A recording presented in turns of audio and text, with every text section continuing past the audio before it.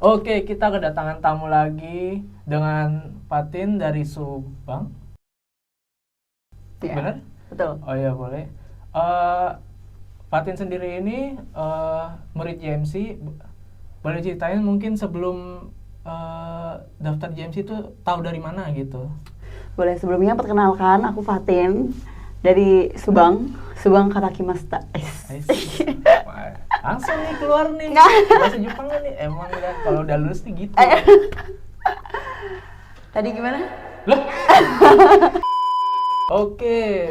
Sebelumnya kenapa ada ketertarikan dengan LPK dengan kerja di Jepang gitu? Hmm. Sebelumnya sama sekali gak ada kepikiran buat ke sana.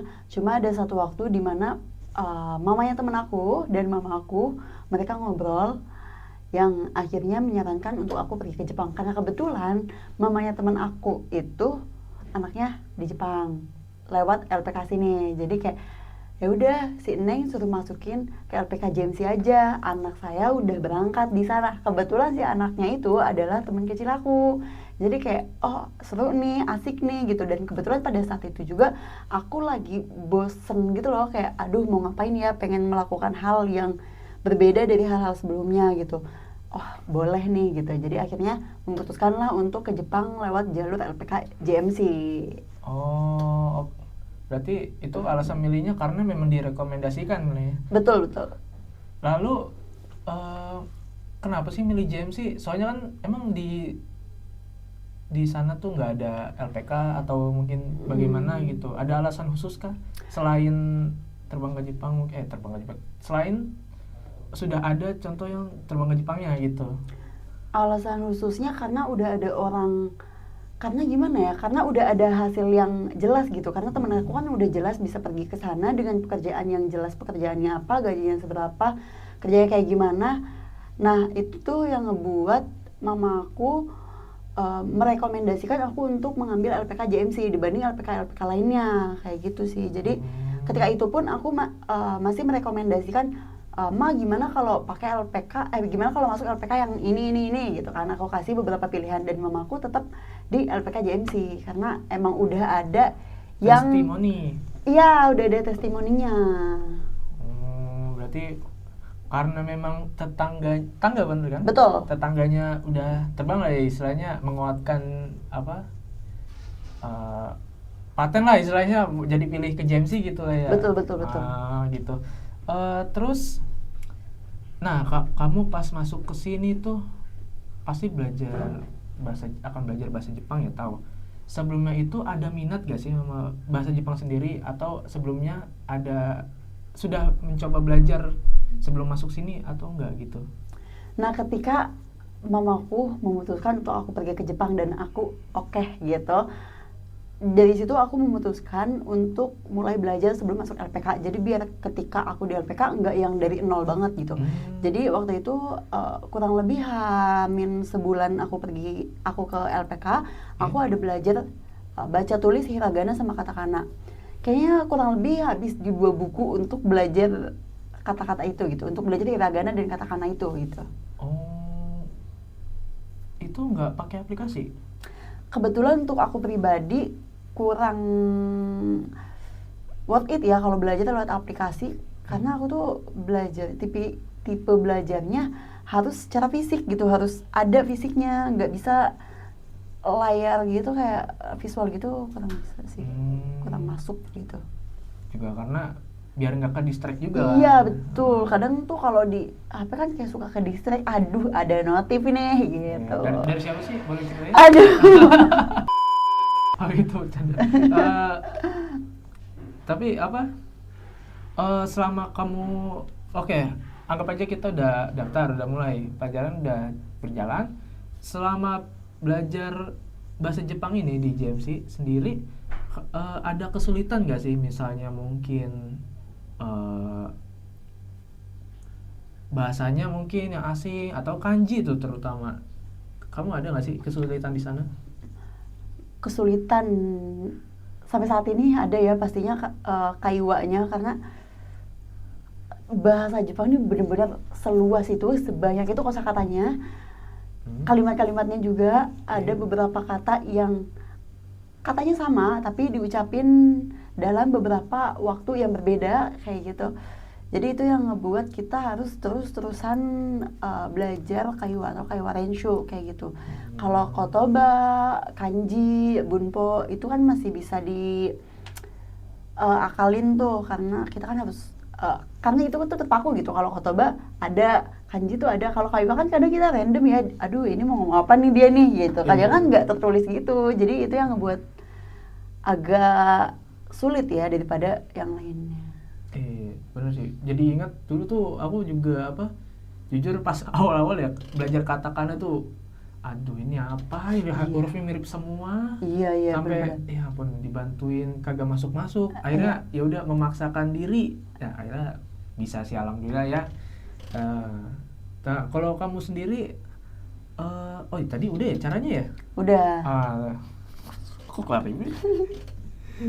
eh Sebenarnya kalau kamu sendiri itu selain dari buku yang diterima di JMC sendiri, kamu ada sumber belajar lain nggak sih sebenarnya? Sebelum kesini aku ada beli buku dari luar gitu, dan itu tuh nggak begitu kepake. Yang kepakainya tetap aja buku dari JMC gitu.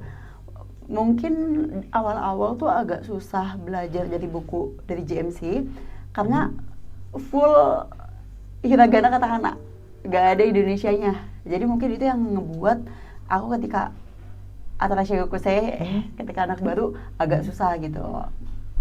Tapi setelah tahu ini maksudnya apa, ini artinya gimana, itu lebih worth it buku yang dari JMC.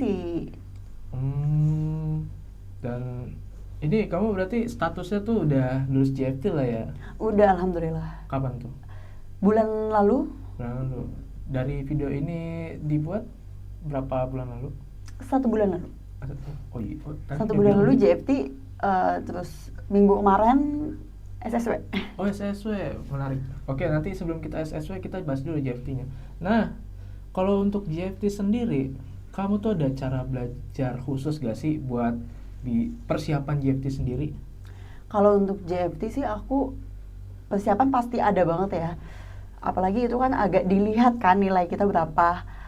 Benar-benar. Menurut aku kalau belajar untuk JFT ini jangan cuma kita dihafal tapi juga dipahamin dari awal. Jadi dari awal masuk buku di sini, bahkan dari huruf-huruf hiragana katakana, mina, irodori 1, irodori 2, itu tuh setiap babnya aku harus memahami apa sih yang ada di bab itu gitu perharinya. Kalaupun ada yang aku kurang paham, aku harus mengetahui ini apa sih gitu. Harus tahu gitu saat itu juga. Kenapa? Karena kalau misalkan kita nyarinya di akhir, kita sadarnya telat di akhir, kalau kita tuh gak ngerti tentang ini, itu bakal susah juga buat ngejar ke JFT-nya, bakal lari banget gitu, bakal run banget gitu sih. Berarti memang harus istilahnya serius lah ya Iya, belajarnya. emang harus serius dari awal sih. Dari awal benar. Ya, namanya juga mau kerja ke Jepang, masa nggak serius ya? Iya. Oke, terus ada ini nggak sih istilahnya, pasti ada bosannya, ada fase sulitnya gitu. Itu kamu tuh solusinya gimana sih buat ngelewatin itu? Ada ininya nggak? Ada banget. Soalnya kita sistem belajarnya dari Mina ke Irodori 1, Mina no Nihongo, Irodori 1 dan Irodori 2, itu tuh benar-benar yang tiap hari dari hari Senin sampai ke hari Kamis kita masuk bab. Satu harinya itu di satu bab. Pasti di saat itu, di dalam belajar itu pasti ada bosennya, pasti ada kayak aduh udah pusing banget nih gitu, udah mentok, udah kadang tuh ada ya hari dimana ini pelajaran udah gak masuk deh karena udah saking mumetnya gitu. Bener. Nah saat itu aku cari apa nih hal yang aku suka, aku lakuin. Nah ketika aku udah merefresh otak aku kembali lagi semangat gitu, kembali lagi belajar kayak gitu. Biasanya kalau aku tuh kayak mendengarkan musik, aku dengerin musik-musik yang aku suka, terus aku nonton film-film yang aku suka kayak anime atau drakor, itu aku suka banget. Oh, berarti semenjak masuk mulai suka anime juga? Iya betul, nonton anime karena sebelumnya kan cuma nonton drakor doang kan. Iya. Nah setelah masuk sini ada tontonan tambahan anime. Iya, abis itu memang wajib main itu sih. guys. Sama main sama teman-teman kayak hangout, cek ke kafe kemana gitu, main-main cantik ya, girls time. Bareng siapa tuh? Girls time tuh kayak cewek. Oh, girls time. cewek. Oh, iya. Iya. Ada boys time juga soalnya. Benar.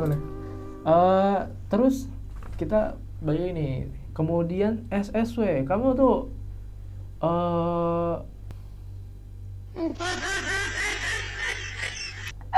Oke, kita balik lagi. Nah, untuk SSW sendiri kamu ngambil SSW apa sih? Boleh ceritain nggak? Boleh.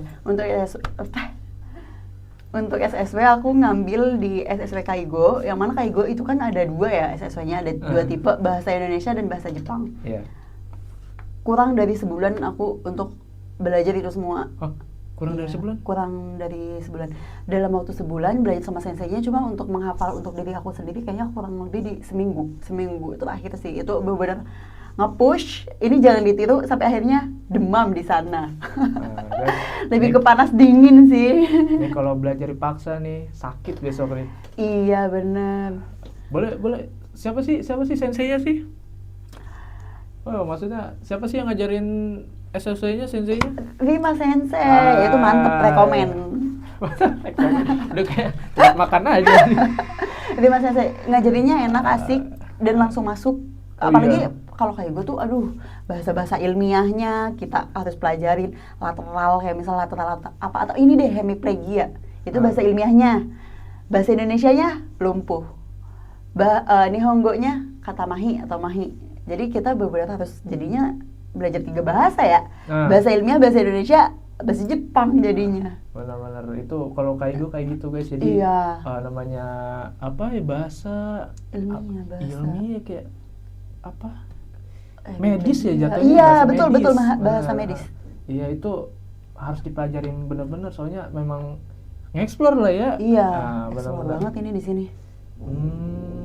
Tapi gurunya mah berarti udah bagus kan? Bagus dong. Oh iya, JMC.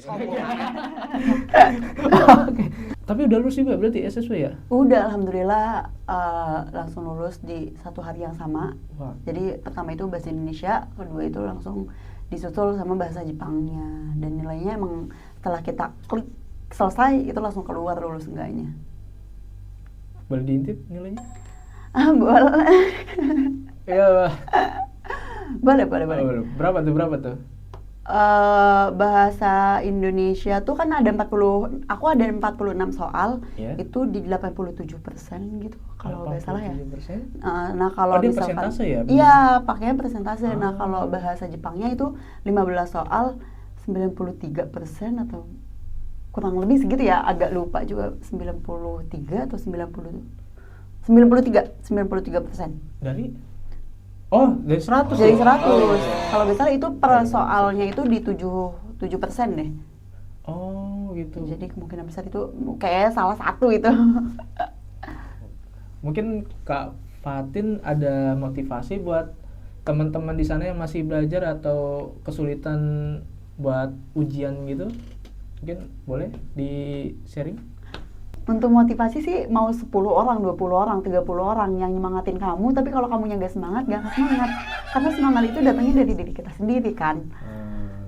Kalau untuk tips and trick mungkin lolos JFT, SSW gitu, coba cari cara belajar kalian atau metode belajar kalian, karena tiap orang metode belajarnya itu beda-beda.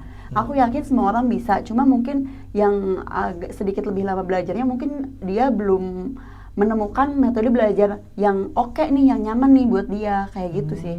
Jangan tersemangat, Mina. Oke. Mungkin segitu aja sih kali ya. Iya.